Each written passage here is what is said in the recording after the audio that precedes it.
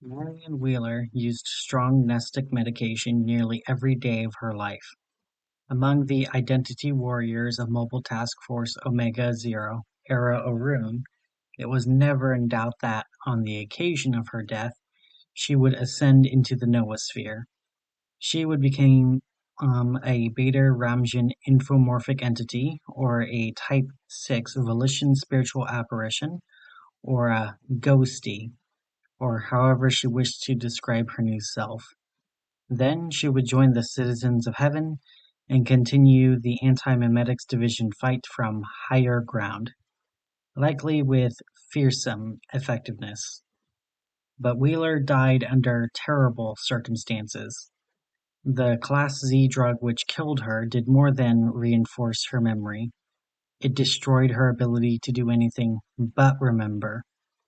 She ascended, arriving in the noosphere to a hero's welcome, but what a ride was an ideoform so severely brain-damaged that it was barely able to communicate.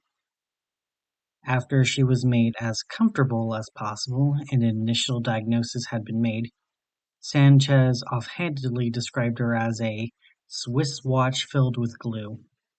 Ulrich yelled at him for saying it, and would have hit him for his callousness. "How can she make it?" she said. "Isn't that just hell?" The director apologized in the corporate false way in which he always apologized for anything. "How much more does she have to go through?" Ulrich said. "Who deserves this life?" It hurt all of them. Regardless of personal investment in the mission, it was difficult not to care for someone whom they had watched and guarded for years. They continued to take care of her in the same way they always had, in shifts. Wheeler, dimly aware of her condition, worked against the problem in the instinctive, fierce way she worked against every problem. She slowly became more coherent, but never became herself again. Ulrich, on her shifts, saw that Wheeler spent most of her existence reliving her final moments over and over.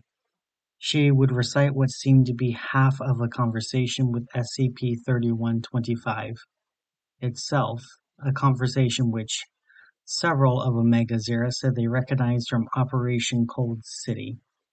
Ideas can be killed.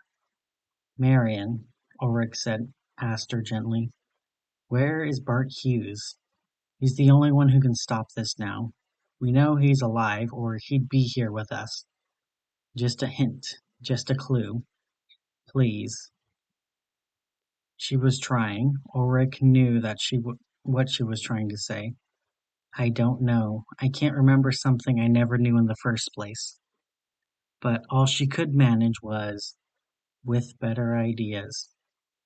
"Keep pushing her," Sanchez told Ulrich when she reported back to him. "At least once per shift." "The questioning is causing her considerable distress," Ulrich said. "We know she doesn't know anything. It's cruel to keep trying, sir."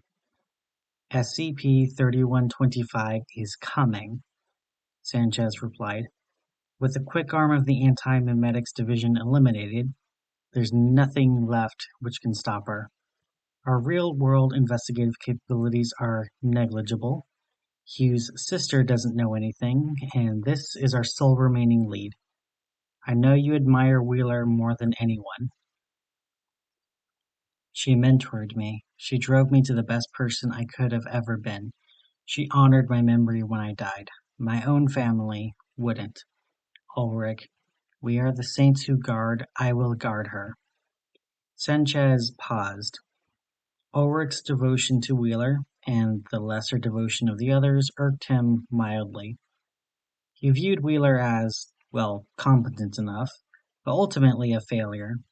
She was as much a failure as everybody else in the division, with only the uninteresting distinction of being the last of the failures.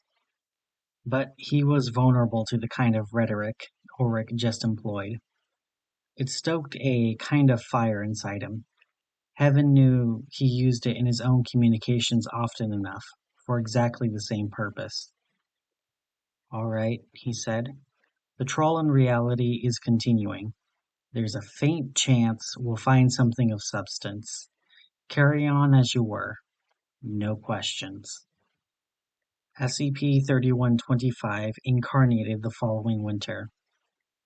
The first act upon its arrival, or depending on the degree of intelligent agency you ascribed to it, the first side effect of its arrival was the neutralization of the Foundation. In the space of a night, an international staff of tens of thousands disappeared into oblivion, or became amnesiac, or simply dropped brain dead where they were standing. Foundation sites became hollow, inaccessible dead zones.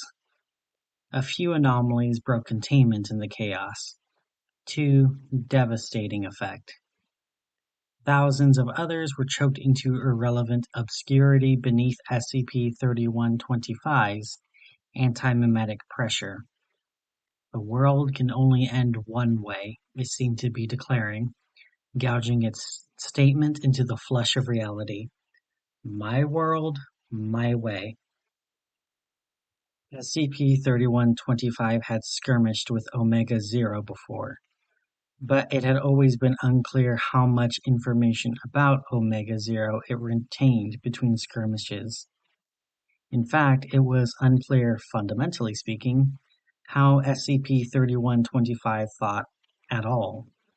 Its behavior was inconsistent, unpredictable, and frightening. Records of its activities were cognitive hazardous, discouraging close analysis. In the end, the question proved to be academic.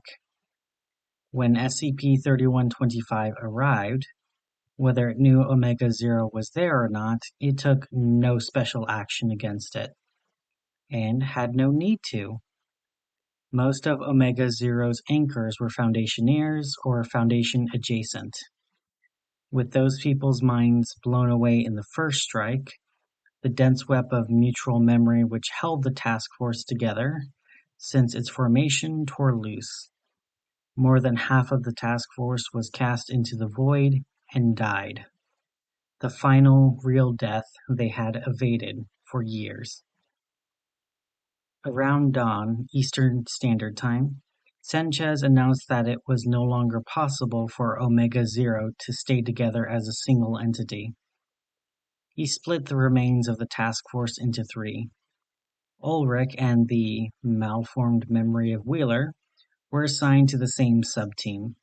Sanchez gave final instructions to continue to search for Bart Hughes or any kind of ally among the living, be they Foundation or group of interest or civilian. But the instructions were confusing and incomplete. It was because Sanchez didn't have an iota of faith in what he was saying. He couldn't see a way to the far side of this. It was about little more than survival now. It was about figuring out terms on which to face death. Ulrich never saw him again. She fled, with Wheeler and the others, in their little sub-team across the face of the noosphere, which was rapidly becoming uninhabitable. The world was warping around SCP-3125's presence at the core of human thought, like real space around a black hole. It was building things, real physical artifacts, in the center of cities. It was extruding them as if from spores, monumental concrete structures into which people were fed in dizzying numbers. It was difficult to know what was happening inside of the structure. Some of the millions were dying in there. Some weren't. Ulrich didn't look. They found out the ugly way that it was dangerous to look closely. The sub-team was steadily running out of anchors. It could have been a systematic purge, but it could have just as easily been simple statistics. Roving physical and psychic anomalies, vast in their own right, enslaved to SCP-3125, were combing the Earth, stripping it of objectors and feeding them into SCP-3125's maw. Ulrich's own anchor, a woman who had never known what the Foundation was, but who remembered Ulrich with a heavy heart. Nearly every day was killed around that time. Found in the hills where she'd been hiding and dragged down into the inferno. Ulrich wasn't looking.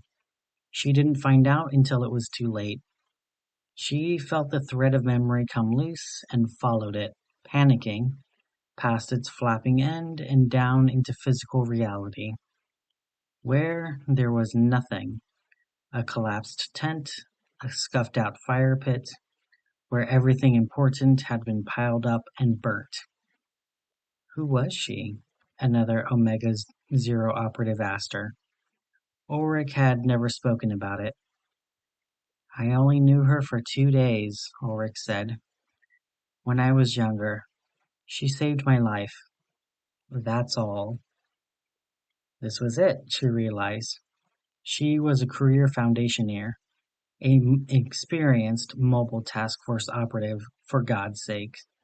She had gone through unimaginable horrors and stacked them up as experience and kept going. This, Julia's tent, and silence, and no Julia, was the worst thing she had ever seen. Short of hope and resources, the sub-team had to split again. This time into pairs. Ulrich stayed with Wheeler, clinging to her like a rock, remembering her and being remembered in turn. A cooperating pair could survive untethered for a little while, but not forever. They found shelter on a distant edge of the noosphere, in a clutch of arcane structures left there millennia earlier by a long-dead human culture. They were followed, though they didn't realize. One night, Wheeler managed to talk. She said, Adam. It was the first thing she managed to say, which wasn't a direct quote from her own expiring moments. Ulrich was shocked by this. You remember him? The sentence came out agonizingly slowly, as if each syllable was like climbing a mountain. I remember everything. Ulrich stared. She knew that Class-Z Mnestics made it impossible for the subject to forget. She also knew that they could cause long-erased memories to reassert themselves. Some of them, anyway, depending on the mechanism and the intensity of the erasure process. She had hoped that Wheeler's memories of her husband were permanently gone, because she knew they ended in a terrible place. I don't know where Adam is, she had to tell Wheeler. It was the truth. Nobody did. Omega Zero operatives had, with some solemnity, observed the erasure of Adam Wheeler's mind, but out of respect for Marion's decision and to preserve Adam's safety, they had intentionally diverted their attention during his relocation, destroying their records. He might be alive. I don't know. She didn't know which alternative was worse. Daisy, Wheeler said. Look. She was holding something in her hands. A pitiful, glowing ideoform. A thought of someone. It was him. A thread of memory which led right to him. It was some kind of miracle. It had to be. That Wheeler had picked him out from the livid, insentient mass of victims which now formed SCP-3125's core. He was nearly unrecognizable. He was overrun with SCP-3125. At first glance, it seemed to occupy every nerve in his body. But there was a flickering seed in the back of his mind, a final remnant of what he had once been. It wasn't growing, there was too much pressure. But it was trying to. He was pushing back. Ulrich boggled. She had known that there was something weird and highly rare about the way Adam Wheeler's mind was structured, a kind of thick-skulled resistance to external interference. In fact, she knew that thousands and thousands of people in the world shared that immunity. But that was another way of saying that among the billions, such people were fantastically rare and difficult to locate. Efforts by Omega Zero to locate them and recruit them as allies had failed. They did not look special or behave radically different from others. There was no signal flare which went up. It was possible that they were all dead.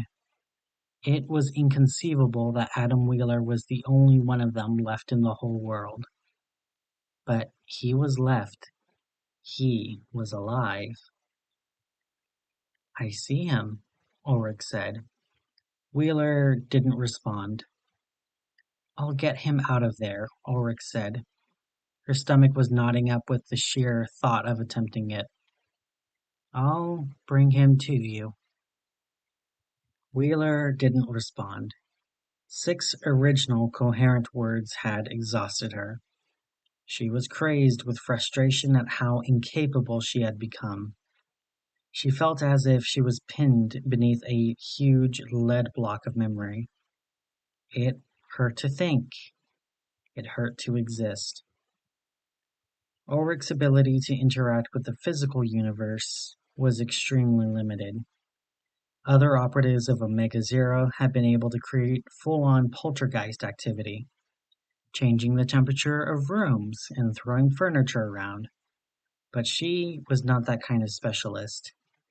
She could do little more than place phone calls and write on walls. Those abilities weren't likely to get Adam Wheeler moving. Simple words were never going to reach him. The man wasn't even truly conscious.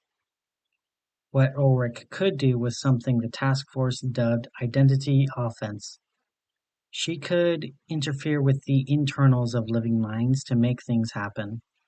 Usually enemies, usually the mental equivalent of blunt force trauma, to make them die. But she could act with surgical precision if it was called for. Operating on Adam Wheeler was difficult and time-consuming. His mind was tough, and it was continually bathed in SCP-3125's radioactive presence. Ulrich would cut, and then wait as Wheeler's mind self-healed, which took days, and then she would cut again.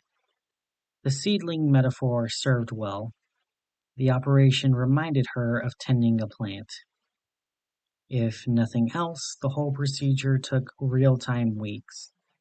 The patients required to keep her hands off for days at a time was nearly inhuman. Wheeler said nothing else in that time. She was conserving energy. It felt as if she had a finite number of words left in her, and speaking each one brought her an inch closer to the end. She had to wait. He'll be here soon.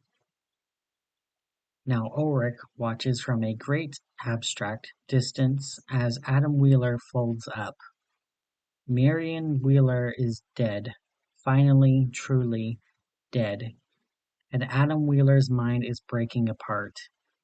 It's an awful and incredible thing to watch. Even passing into the maw of SCP-31 and 25 and back wasn't enough to permanently break him. But this was it. The silver bullet. This was the way to hurt Adam Wheeler in such a way that he would never recover. Present his wife to him a brain-damaged wreck. Just in time for her to die. Ulrich writes on the blackboard, off to one side, so as to not mar the image of Marion, and in different handwriting. I'm sorry. I'm so sorry. Adam, please come back to the phone. I need your help. Adam is prostrate on the floor and becomes catatonic. He doesn't hear it when Ulrich tries calling the other office phone, the one on the other desk. And she, too, is dying now. She and Marion were anchoring one another as best as they could. But it's the end of the line. She has, perhaps, hours. All right, she says, to no one. There is no one else left. She rolls up her figurative sleeves. This will not be too difficult for her. Adam Wheeler's revived memories of his wife shine inside him, and around the edge she can see the faint scar where they were burnt out the first time. She has a better vantage point. She can do a cleaner, more permanent job. This will hurt, just as much as it did then. I need her, Adam says. He's still face down. Don't take her, please. Ulrich writes, You need to save the world. There's nobody else. Adam doesn't look up, but he says, To hell with the world. It can burn. He recovers a second time. He's fine, upbeat, game, eager to get moving. She explains everything she can, tersely, just the keywords. The Foundation, the Antimemetics Division, the situation, the objective. He absorbs it all surprisingly well. He asks cogent follow-up questions, which is always a positive sign. This thread of memory which was sustaining you. Don't I count? I'll remember you. Your memory could be strong enough, she replies, but you just don't know me well enough. Ah, that's regrettable. Ulrich tells him, in detail, how to find Site 41.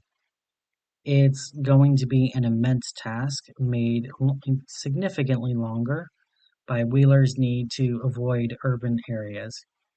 She describes the antimemetic shroud, which obscures Site 41 and most other Foundation sites. A shroud she and the rest of Omega Zero found to be totally impenetrable. A shroud which Wheeler, if he prepares himself, may be able to walk straight through. She warns him about the psychotic, hurricane-like anomalies and the violent roaming agglomerations of SCP-3125 occupied non-humans. She describes a few techniques for avoiding their attention. She decides not to voice her private hope that as a recent escapee from SCP-3125's interior, Wheeler will still smell right to them and be able to pass. She doesn't want him to become overconfident and incautious. She explains basic survival skills. I hike, I camp, Wheeler says. Still, he has never hiked or camped in an occupied foreign world. He has never gone months without electricity and plumbing. They find that they have plenty to talk about. They are on the phone long enough that Adam notices that the red sun outside the office window isn't moving. It hasn't risen, it hasn't set. Either the world's stopped turning completely, or the thing hanging out there isn't the sun. Unknown, Wheeler has to tell him. There was a foundation which could answer this question. Once. It seems like this foundation had the world's better interests at heart, Wheeler says. In heaven, Ulrich laughs weakly. The foundation was never so simple, she says. Miss Ulrich, I sense we're coming to the end of our time together. Yes. The odds stacked against you were tremendous, Wheeler says. But you saved my life, and the odds stacked against me are, well, still appalling, but significantly better thanks to you. I'll do my level best, and I will remember you, even if it doesn't make a difference. Kill this thing, Mr. Wheeler, Ulrich says. When you get the chance, don't hesitate. Aye, Wheeler says. And at the same time, someone behind Ulrich laughs. Sharply, once. She turns. There's a man there, standing with her in the noosphere.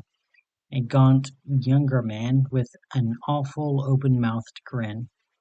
He'd been waiting, silently and excitedly, for an unknown amount of time for Ulrich to notice him, and now that she does, he gets everything he could possibly want from her reaction.